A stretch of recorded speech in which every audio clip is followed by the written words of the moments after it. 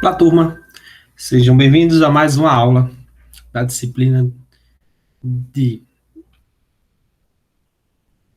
Políticas, Gestão, Ciência, Tecnologia e Inovação da Universidade Federal do Rio Grande do Norte. Na aula de hoje, nós trataremos sobre os marcos legais, propriamente o Marco Legal da Inovação. De início, vamos pensar, né? Quais são os principais pontos fortes na economia nacional brasileira? A soja, o petróleo, o ferro, pecuária, celulose e o café. Qual a base tecnológica que se tem por trás dessas economias? São produtos de baixa ou de alta base tecnológica. Porque ainda somos uma nação focada em commodities. O que existe de tecnologia dando suporte a esses mercados? É de alta intensidade ou de baixa intensidade? E como se configura o marco legal de inovação no suporte a esses mercados e a promoção do crescimento industrial e tecnológico? Aqui, como na aula passada que a gente estava falando sobre políticas de catch-up, vamos ver um pouco sobre como tem sido tratado os investimentos em ciências no decorrer dos últimos 2013 para cá, propriamente, né? Esse gráfico ele mostra as despesas de 2013 a 2019 com o Ministério da Ciência, Tecnologia e Inovação, que só vem caindo e caindo consideravelmente. As despesas discricionárias, que são obrigatórias, né, também caíram e as despesas com PAC também se manteram um pouco mais constantes do que eram, não teve muita flutuação. Aumentaram, depois se manteram em patamares próximos, né? Porém, os investimentos em ciência, tecnologia e inovação, infelizmente, têm se perdido no decorrer do tempo. O orçamento da CNPq, que é responsável pela parte de pesquisas, também tem sofrido, observando aqui 2011 2019, tem crescido até 2013, 2015, mas tem caído a níveis até menores do que era em 2011. Tanto o orçamento total como o orçamento em bolsas caíram, principalmente, como eu falei, na última aula de 2021, a gente teve um corte absurdo também de bolsas para pós-doutorado. Analisando esse ponto, vamos imaginar as tendências mundiais que norteiam, né, o mundo em relação às tecnologias. Primeiro ponto.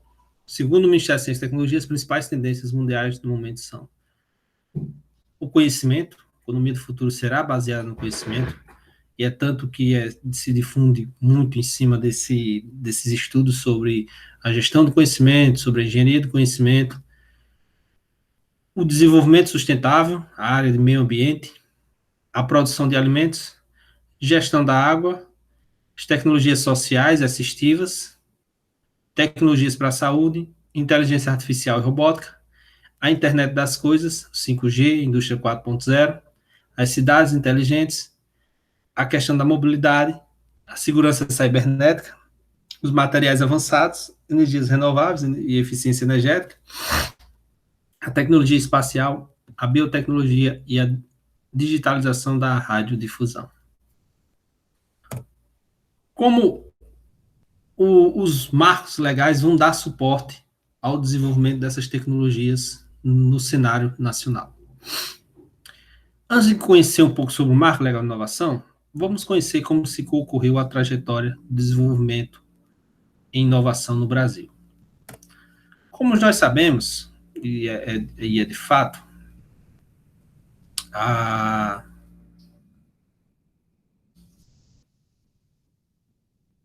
lei de inovação, que foi criada em 2004/2005, tinha como objetivo promover a tríplice hélice no Brasil. Desculpem só a sequência dos slides, era para ter vindo mais atrás.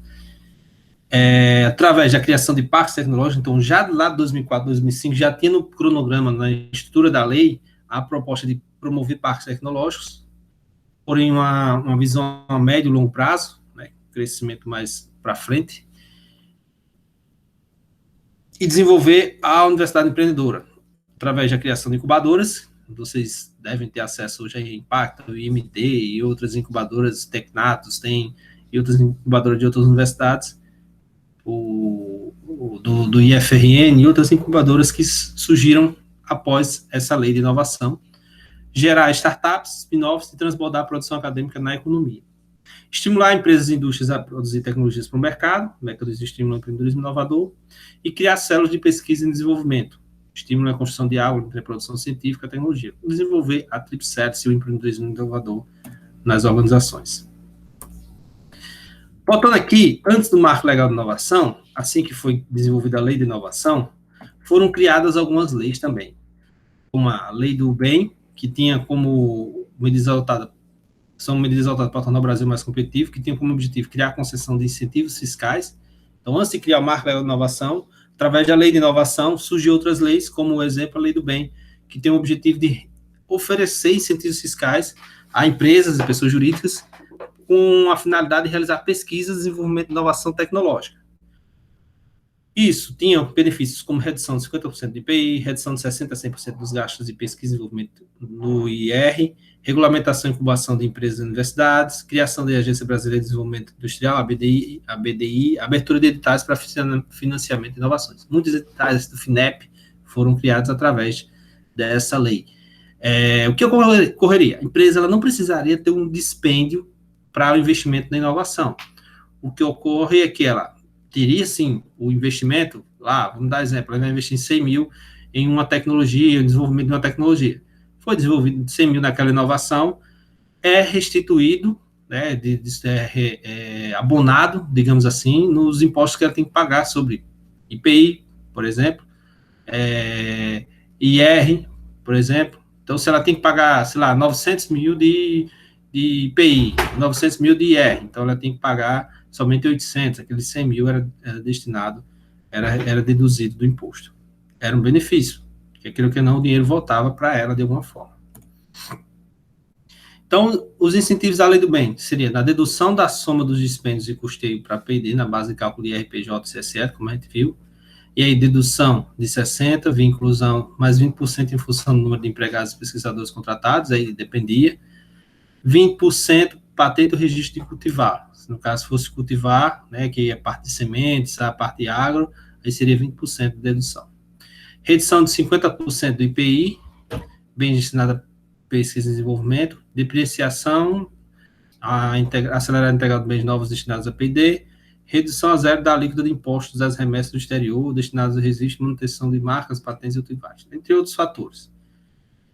A forma usufruto automático dos dispêndios próprios em P&D, além daqueles contratados no país, com universidades, instituto de pesquisa, inventor independente, transferidos para micro e pequenas empresas.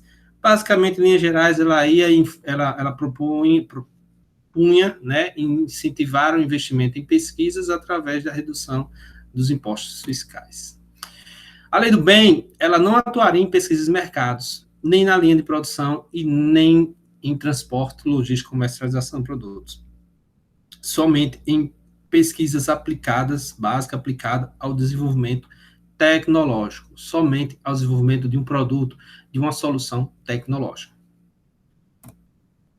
Outra lei, que é próxima também, é a Lei 13.775, conhecida como Rota 2030, que tinha um programa chamado Inovar Alto, ele foi remodelado, que previa a redução significativa do IPI na venda do veículo, permitida só quando a montadora cumprir uma série de obrigações vinculadas fundamentalmente no investimento em P&D, cumprindo de programa de etiquetagem, veicular, atingir determinados níveis de eficiência energética.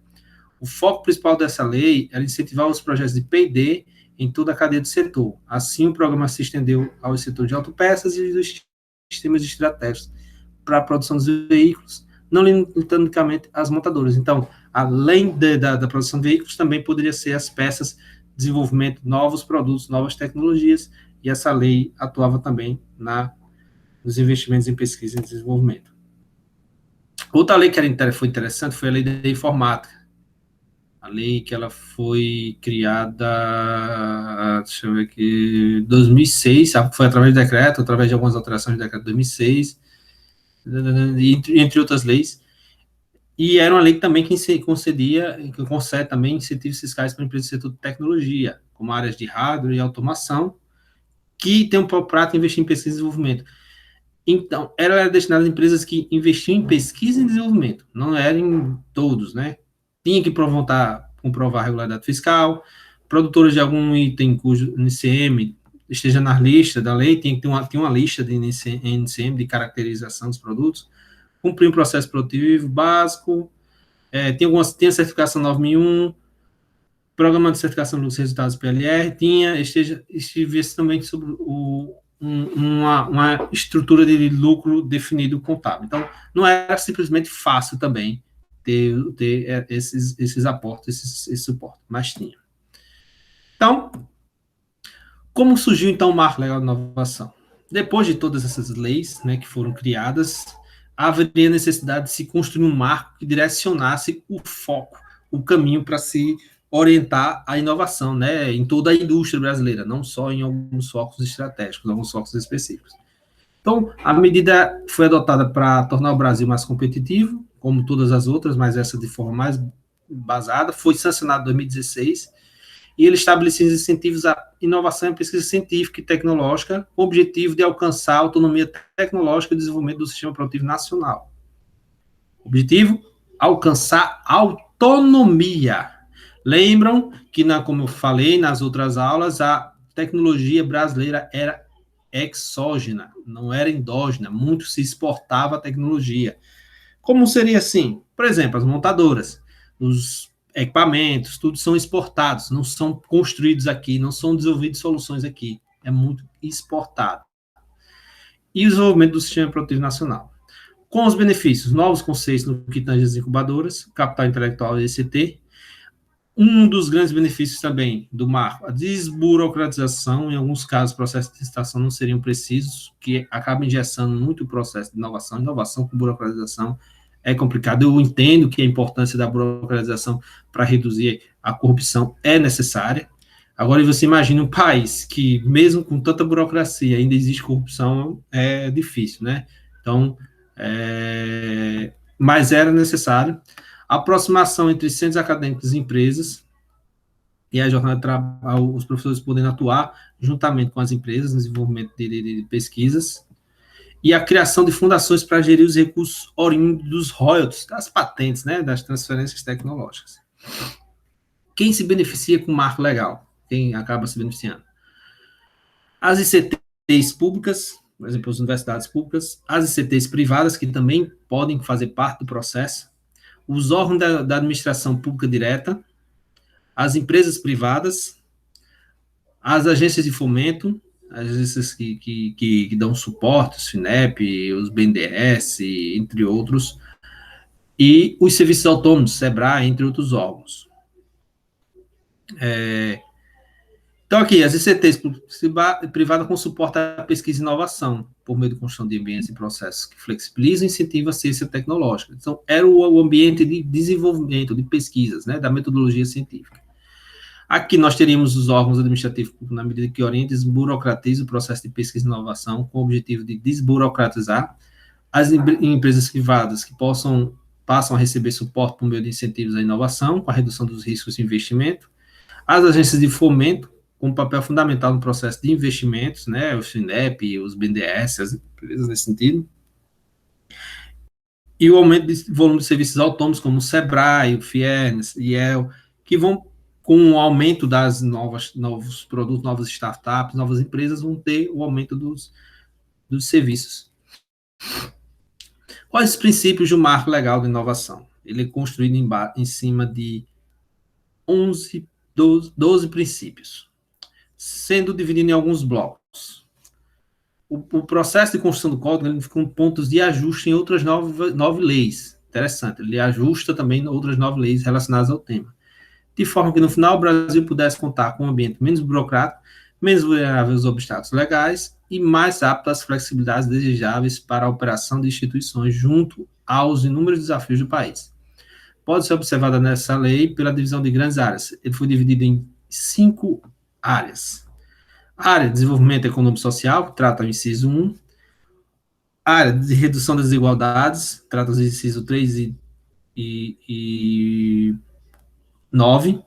Cooperação entre os entes públicos e a iniciativa privada, que trata os incisos 5 e 6. Incentivos à iniciativa empreendedora e competitividade, incisos 7, 8, 11, 13 e 15, 14, desculpa. Não só 11 incisos, não, me confundi, se não me engano, 14. Simplificação dos processos de gestão de projetos, inciso 2, 4, 10 e 12. Vamos tratar um pouco sobre eles. A parte de desenvolvimento econômico e social, descrito no inciso 1. O inciso 1 garante a promoção das atividades científicas e tecnológicas como estratégias para o desenvolvimento econômico e social. Lembrando que o desenvolvimento econômico, ele trata o processo de mudança na economia que provoca alteração na criação e distribuição de riqueza nos estados. Social, conjunto de valores consagrados que buscam respeitar, concretizar condições de vida igualitária. Então, o primeiro inciso, ele trata a questão de reduzir a desigualdade entre as regiões, né, principalmente a desigualdade regional, e econômica e as diferenças também sociais que existem entre as regiões. Considerando que o desenvolvimento trata-se de um conceito complexo, a legislação e a análise o fracionou em dois polos, o econômico e o social. Então, o primeiro ponto que eu acho legal desse marco é isso. O primeiro objetivo é reduzir a desigualdade econômica e social. Por quê? Aumentar a competitividade entre os estados, também entre as regiões, também vai aumentar a competitividade nacional. É aquele princípio lá que nós comentamos lá com o Celso Furtado na CEPAL, né, que o objetivo dele era reduzir a desigualdade regional. E uma das formas um dos princípios do marco legal é justamente de reduzir essa desigualdade através do crescimento e desenvolvimento econômico e social das regiões. E aqui é onde ele trata, nos incisos 3 e 9, sobre a questão da desigualdade. Como ele fala aqui, por exemplo, um país continental heterogêneo como o Brasil, as políticas de CTI suscitam desigualdades que acompanham o movimento da economia nacional. Por exemplo, a região sudeste mantém status de líder nacional na produção de artigos científicos, com mais da metade da fatia nacional, seguida da região sul, nordeste, centro-oeste, por último, a região norte. Essas desigualdades são perceptíveis no contexto em que as regiões mais industrializadas apresentam maior volume de publicações, por apresentar maior número de pesquisadores, bem como um investimento público e privado maior. Isso é fato. Onde está concentrado maior publicação, e aqui a gente não fala em publicação científica, tanto a parte de produção científica, metodológica científica de artigos e teses, como também de patentes. Então, estão mais concentrados, por exemplo, na USP, na região Nordeste, vamos encontrar aqui a Universidade de Pernambuco, e eu acredito que é a Universidade da Bahia, não, é a Universidade da Bahia. Na região norte, se observarem aqui, praticamente não vai ter nenhuma da região norte. Então, isso se caracteriza justamente com o impacto que as desigualdades sociais promovem, nessas desigualdades regionais promovem na questão da sociedade. Então, o marco legal, ele vem com grandes objetivos de reduzir essas desigualdades regionais para promover o crescimento brasileiro. Desigualdades sociais, o inciso 3 e 9 também trata. Para que essas desigualdades sejam reduzidas, faz-se necessária a intervenção do Estado. Aqui ele mostra a importância do Estado intervindo, assumindo os riscos de investimento em CTI, inovação nas áreas em que tais interesses estejam defasados. Ou seja, em áreas que não se tem investimentos nesse sentido. Essa determinação está contida no inciso 3. O investimento público nessa área possui um papel crucial na produção de conhecimento, principalmente quando esse processo envolve custos e riscos elevados evitados pelas empresas. As empresas não vão investir, principalmente em áreas de alto risco, e que estão com desenvolvimento defasado. Se vocês observarem, vão ter muitos setores, pensando no Brasil, em que está muito atrasado o processo de desenvolvimento. Por exemplo, o setor sanitário, precisaria se ter um investimento melhor no setor sanitário, com pesquisa e desenvolvimento para novas tecnologias nesse setor. As questões que se colocam para políticos e gestores do sistema de ciência, tecnologia e inovação consistem em determinar o quanto deve ser destinado a cada categoria de pesquisa e até que ponto esses atores devem interferir ou distribuírem recursos para determinar o que os cientistas devem pesquisar, ou seja, direcionar a pesquisa, principalmente em fatores estratégicos. Aí a gente puxa lá o gap para a nossa aula de competitividade, onde eu falei sobre a importância de criar um vetor estratégico e não se entrelaçar somente em medidas imitativas, mas se criar um vetor estratégico. Procurar desenvolver naquelas áreas que são importantes estrategicamente para se destacar na nação como um todo. Nesse sentido, vai destacar também o inciso 9 dos princípios do marco legal, o qual determina que haja a promoção e continuidade dos processos de formação e capacitação científica e tecnológica, a necessidade de continuidade da capacitação, então, desenvolvimento de estudos, de pesquisas, de capacitação técnica, capacitação superior, pós-graduação, entre outras formas de capacitação que possam existir. Incisos 5 e 6 trata da cooperação entre os entes públicos e a iniciativa privada. Aqui nós começamos a observar um marco que ele trata intrinsecamente sobre esse elo dentro da Tríplice Hélice.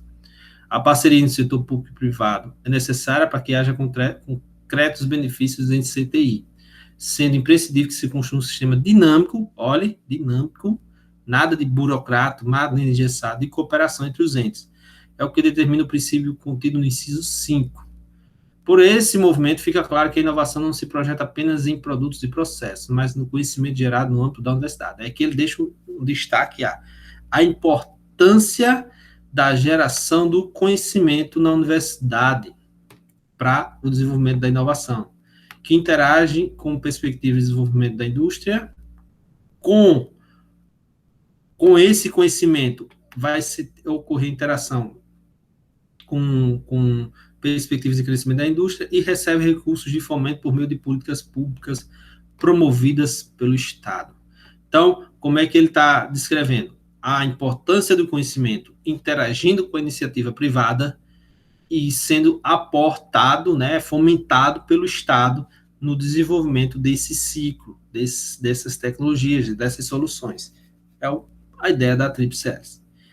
E exatamente por esse motivo, o marco regulatório indica um princípio que complementa a ideia da Tríplice Hélice, determinando que haja o estímulo à atividade de inovação nas ICTs e de inovação e nas empresas, inclusive para atração e constituição e instalação de centros de pesquisa. Olha o que é interessante, principalmente a instalação e construção de centros de pesquisa, desenvolvimento, inovação e parques tecnológicos no país.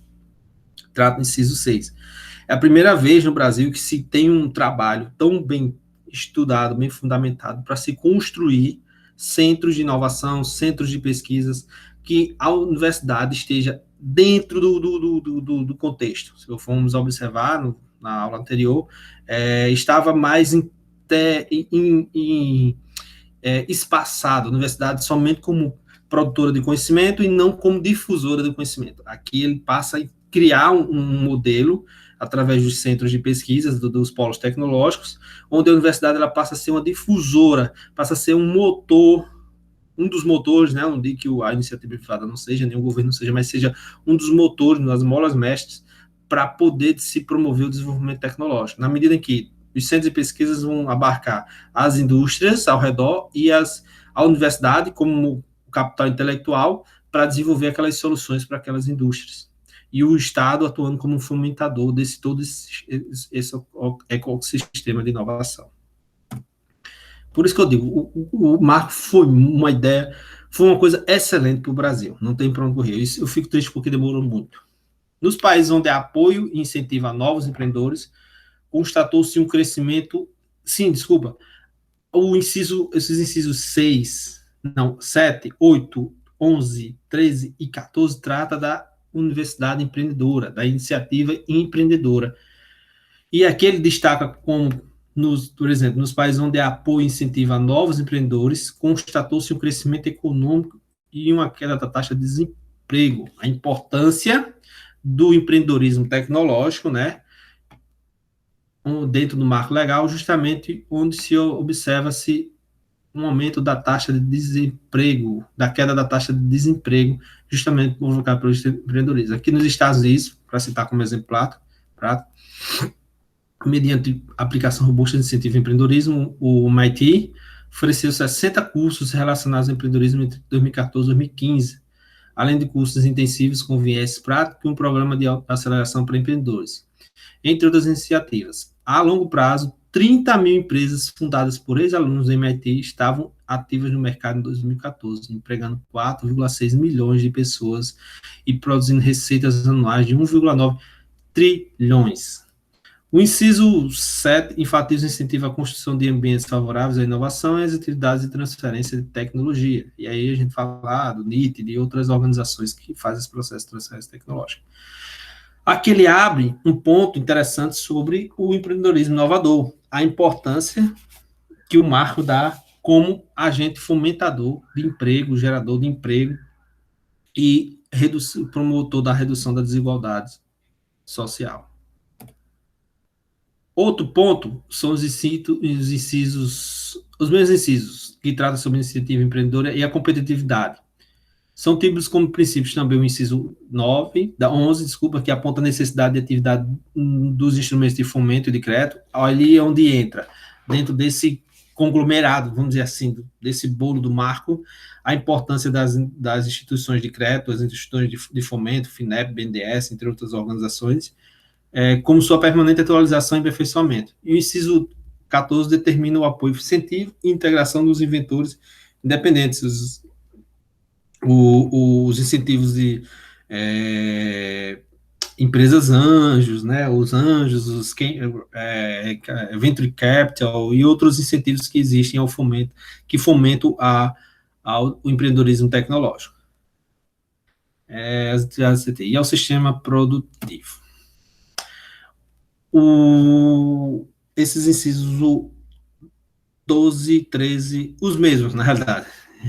Também trata, como forma de incentivo à visão inovadora e empreendedora, os incisos 7, que determina a promoção de competitividade empresarial nos mercados nacional e internacional.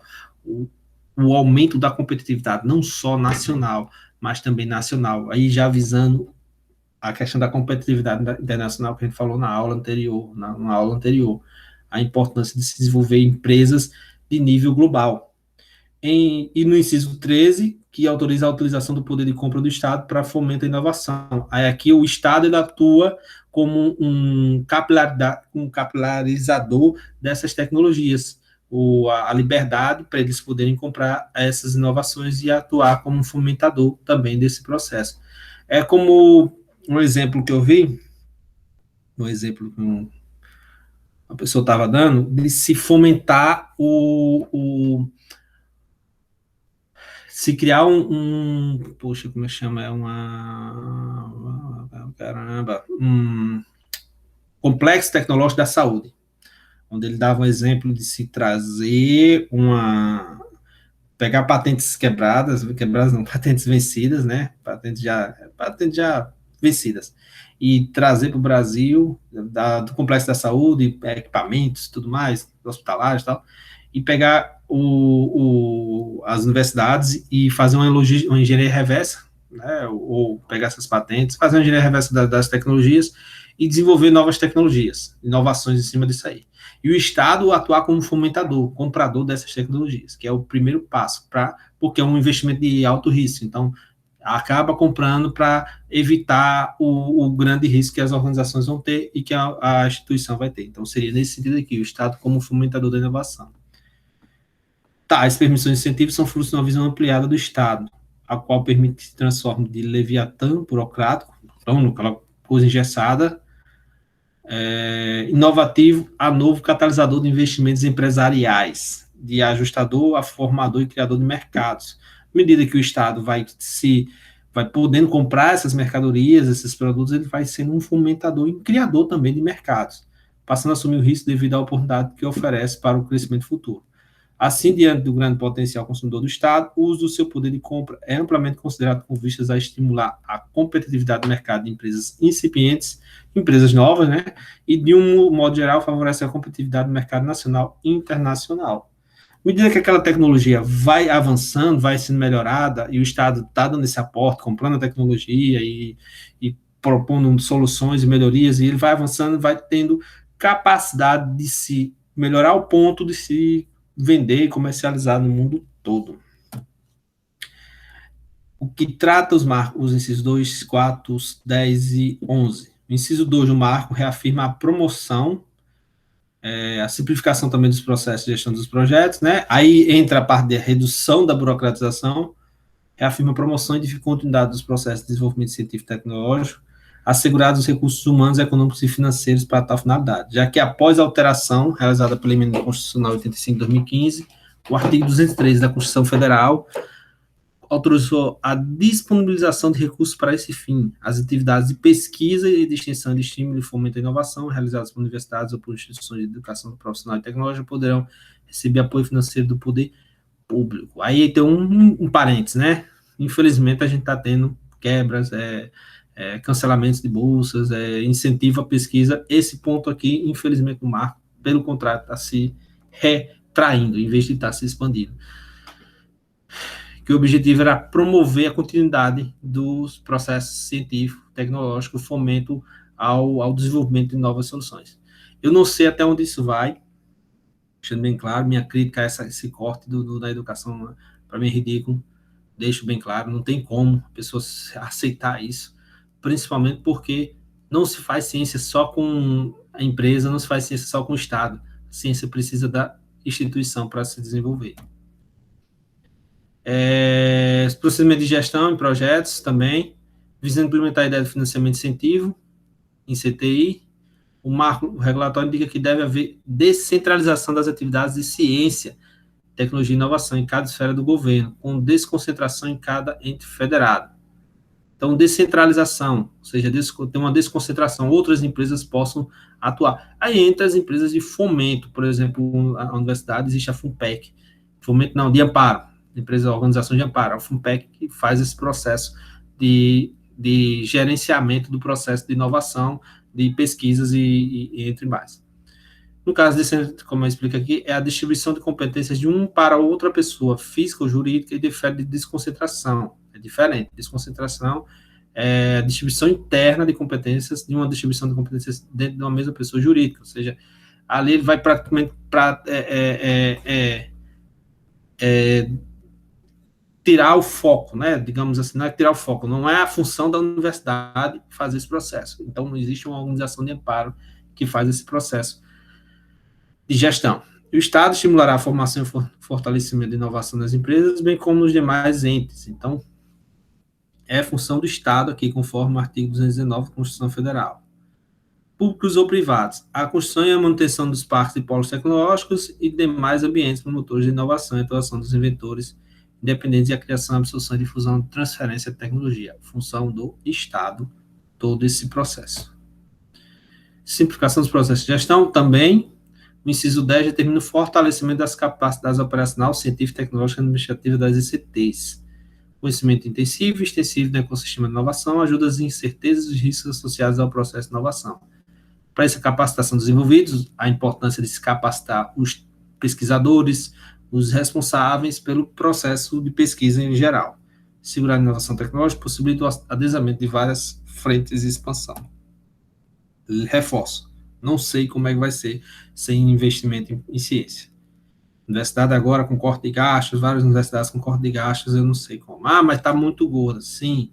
E precisa ter feito corte de gastos? Precisa. Mas em questões estratégicas, não tem como, gente. É absurdo. Mas bem, isso aí, cada um tem sua política, o futuro dirá. Os resultados a gente já sente, né? E o Brasil também já sente, principalmente. O inciso 11 trata do arcabouço de princípio do marco legal, indica como princípio a simplificação do procedimento para a gestão de projetos de ciência. Também a questão da desburocratização. E a adoção de controle por resultados em sua avaliação, de forma a reduzir a burocratização dos processos de inovação. Entretanto, essa disposição legislativa trata-se de uma inversão na preocupação com o mecanismo de controle, como eu falei. A desburocratização, que é aquilo que não vai perder um pouco mais o controle contra os processos de corrupção, para evitar os processos de corrupção. Então é isso. O marco legal, ele tem um objetivo final de promover um ambiente forte, um ecossistema forte de inovação, com vistas a aumentar a competitividade nacional. Quando a gente vê o incentivo ao empreendedorismo inovador, ao empreendedorismo tecnológico, a desburocratização dos processos, que acelera os processos de pesquisa, os investimentos na pesquisa, na ciência, que infelizmente está tendo desinvestimentos na ciência, e não vai contra totalmente o que o marco determinava, não sei como isso vai parar, e o incentivo ao empreendedorismo, incentiva as empresas, e o Estado sendo o articulador, o fomentador tem as empresas de fomento, desculpa, o BNDES, Fintech, aqui tem outras empresas, os investidores anjos e outras coisas, com o objetivo de se construir spin-offs, startups e outras empresas, a gente vê o quão importante é o marco para a nação.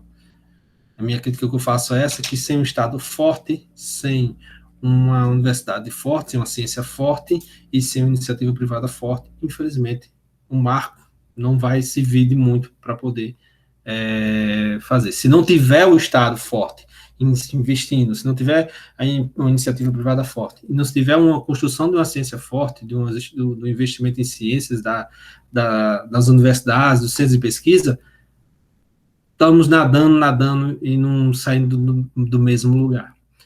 Então é isso, gente. Esse é um pouco sobre o marco legal de inovação. Espero vocês na próxima aula para discussões sobre este assunto.